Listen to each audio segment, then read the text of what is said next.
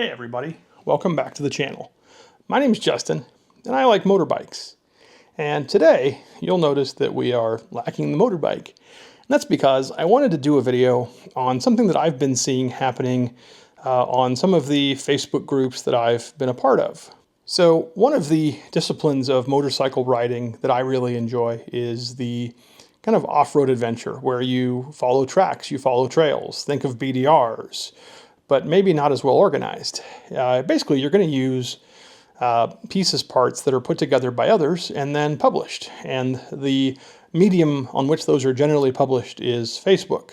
If you've been dealing with navigation, whether it's in a motorcycle, a Jeep, a quad, a side-by-side, whatever you want to use, you've probably heard the term GPX. GPX is for the Global Positioning File Exchange, or Global Positioning Exchange, or GPS Exchange. Any of those probably works. But it's the file format by which we can take tracks created in one GPS program or using one GPS interface and share them with others. It's kind of a universal format. And it works really well. You can upload them to things like Gaia or DMD2. I've heard rumor you can put them on Google Maps. I've never tried. If you can, more power to you. You can upload them to your Garmin, or you can put them on OnX Off-Road. Your results may vary with the last one. I don't have a lot of experience with OnX, and I'm not going to cover that very much in this video. But these files are readily available, and you can download them on ADV Rider, can download them from the BDR websites like I talked to earlier, but generally speaking, where a lot of people are sharing their routes, their tracks, is on Facebook. And that causes a problem, especially if your primary connectivity is one of these. In this case, mine's an Android phone. It happens to be a Samsung, but this video is going to focus on Android because I don't really use products in the Apple ecosystem. If you do and want to make a video on the Apple side, I welcome it because, let's be honest, everybody can use this. Here you can see the files of one of the Facebook groups that I'm a member of. So I'm going to click on this top GPX file and we will see what happens. There we go. You see it brings up the post related to the file. I click on that.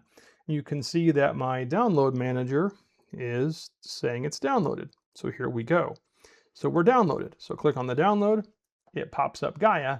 And Gaia says that it cannot import. Unknown file type, unable to import files of this type.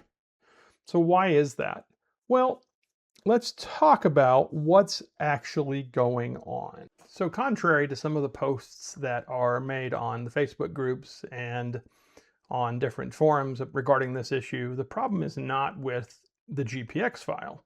The problem is not with Gaia in my case, because you'll get the same error on DMD or on OnX. The issue is with Facebook, and this should be a surprise to no one. While these are very valid GPX files, Facebook does not know how to interpret them. When Facebook was created back in that dorm room, watch the movie if you don't know what I'm talking about, it was meant to be a social network. It was not meant to be a file storage platform, but it's evolved into that in some ways. It knows how to interpret things like audio files, video files, pictures, but it doesn't necessarily know how to interpret GPX. And so when we download it via the app, and that's the key word, is when we download it via the Facebook app, it, I think, adds a suffix of some kind. I've never been able to find the file because I don't actually think it downloads it, but I think it tries to download the file as maybe a .gpx.html or something like that. And that obviously makes it unreadable for the GPX program, the GPS software, obviously Gaia, or any of the others, and that's what causes our problem. All right, so we're back on my phone, desktop, phone top, whatever you want to call it. And you see I have Google Chrome on here. I'm going to go ahead and open it. That's the web browser application, just like on the computer that is on your Android phone. And you'll see here that I can go into what's called incognito mode. So I'm going to enter incognito mode, and from there, I'm going to log into Facebook. And I'm also going to use the desktop version of the site. This is annoying. It's kind of a pain in the butt. But the problem with Facebook is when you go to a Facebook app on your phone, whether you're going to the app or whether you're going to it on the browser, you're actually going to mobile.facebook.com, and that changes the way the system activates.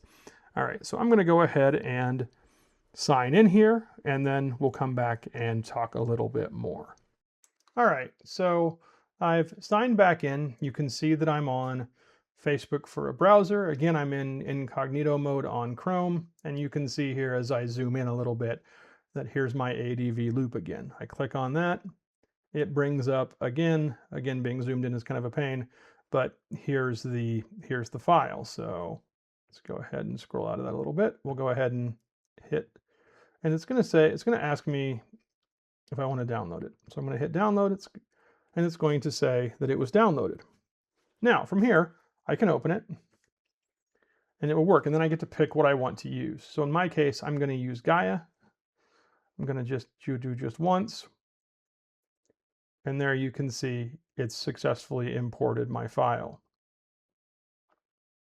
And now if I go into my saved, you'll see here is my ADV loop.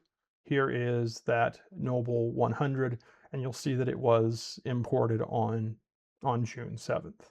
So that's the way we get around this on a mobile phone. We have to go into incognito mode, sign into Facebook via browser, and from there we can download a file like we would on the computer. All right, so I hope that was useful.